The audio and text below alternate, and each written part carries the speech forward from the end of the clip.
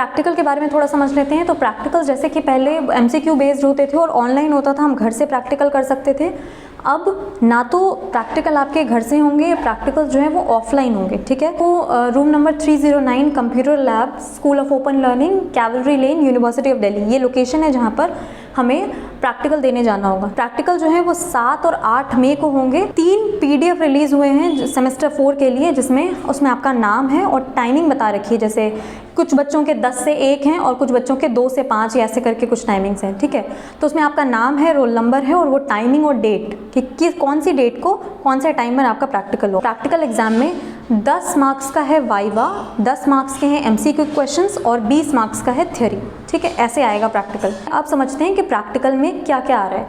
तो हमारे पास 3 कोर सब्जेक्ट्स हैं, understanding mental disorder, positive psychology और statistical analysis, inferential. Understanding mental disorder के अंदर 2 टॉपिक्स हैं। सबसे पहला है बेक्स डिप्रेशन इन्वेंट्री में आपके 21 मल्टीपल चॉइस क्वेश्चंस होते हैं, जिसमें आपके पास 4 ऑप्शंस होते हैं और उसमें आपको रिस्पॉन्स देना होता है। अगर क्वेश्चन है आई फील सैड, तो आप 0 कि बिल्कुल सैड नहीं फील करते हैं, 1 थोड़ा सा, 2 थोड़ा और 3 सबसे ज़्यादा सैड फील करते हैं। एक सेल्फ रिपोर्ट क्वेश्चनेयर है जो ये मेजर करता है कि आपको कितना सिवियर डिप्रेशन है। जो भी रिस्पॉन्स होता है उसको सम करते हैं और फिर लास्ट में स्कोरिंग देख। अगर 1 से 10 है तो मतलब ये अप्स एंड डाउन्स जो है वो नॉर्मल है।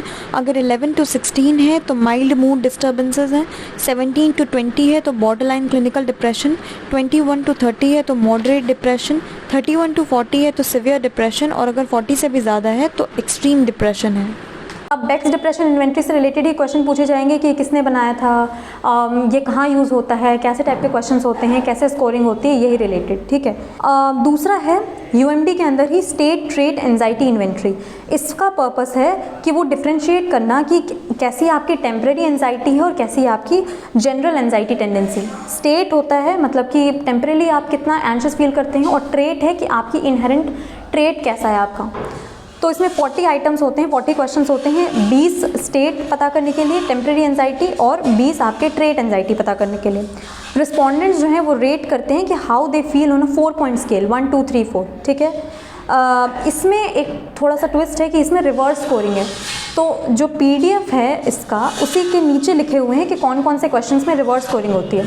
तो 1 2 3 4 के बजाय रिवर्स स्कोरिंग वाले क्वेश्चंस में 4 3 2 1 हो जाता है, बस इतना ही। अब पॉजिटिव साइकोलॉजी में 3 टॉपिक्स हैं। पहला है values in action classification of character strength, जो कि मार्टिन सेलिगमैन और क्रिस्टोफर पीटरसन ने डेवलप करी थी। और इसके अंदर 6 कोर वर्च्यूज़ हैं, विजडम, करेज, ह्यूमैनिटी, जस्टिस, टेम्परेंस और ट्रांसेंडेंस। टोटल 24 कैरेक्टर स्ट्रेंथ हैं और 6 वर्च्यूज़ के अंदर टोटल 24 कैरेक्टर स्ट्रेंथ्स हैं। इससे रिलेटेड क्वेश्चंस आएंगे कि कौन से स्ट्रेंथ जो है वो कैसे काम करता है, कौन सा टेस्ट होता है, ये सब चीज़ें।